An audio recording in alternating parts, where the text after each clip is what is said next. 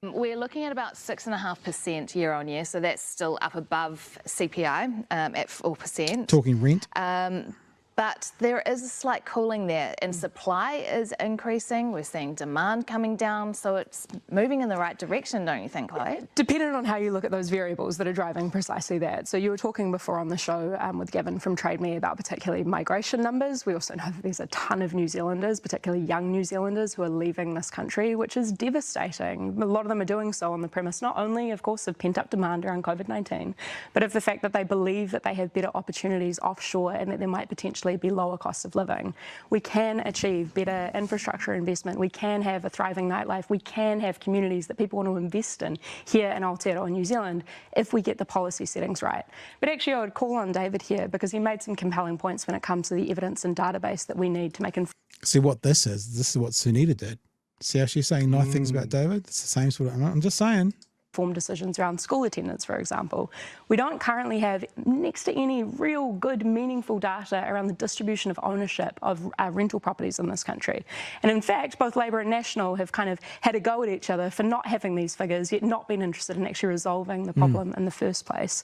So if we were to do that, then we would have far greater insights into also the likes of wealth distribution and inequality in this country. And ultimately, we'd be able to make better public policy decisions. Do you think that is helpful? Do you think it, David, do you think it would be helpful to know? No, I mean, this is what we hear, you know, week after week from Chloe, that your problems are caused by someone else's success, and if only we could go after those people or blame someone else for doing well, then we could solve the problem. You know, the truth is that there are two things that need to happen. Number one, make it easier to build a house. The easier you make it to build a house, the more there will be, the more choices tenants will have. Number two, make it easier to be a landlord. The easier it is to own a house and rent it out to another person, the more choice there will be, the more pressure there will be on prices.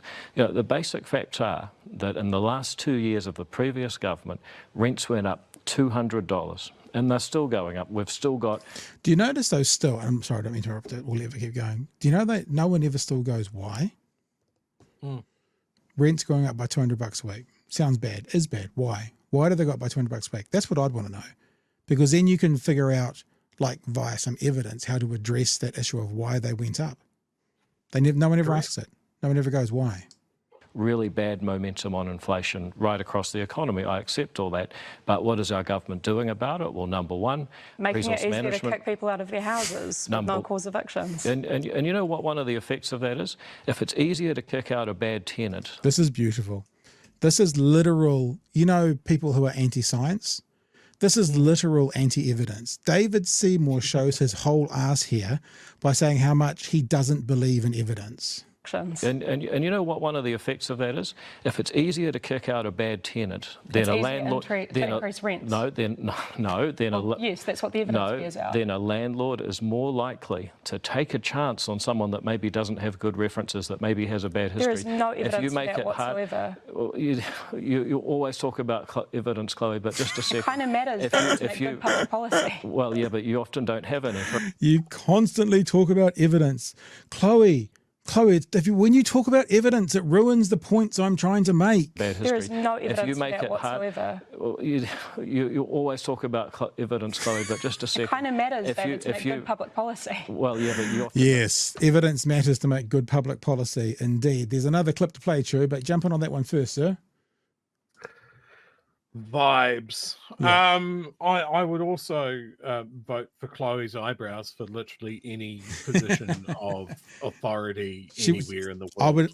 I would love to play poker with Chloe Swarbrick because her eyebrows would give her away every single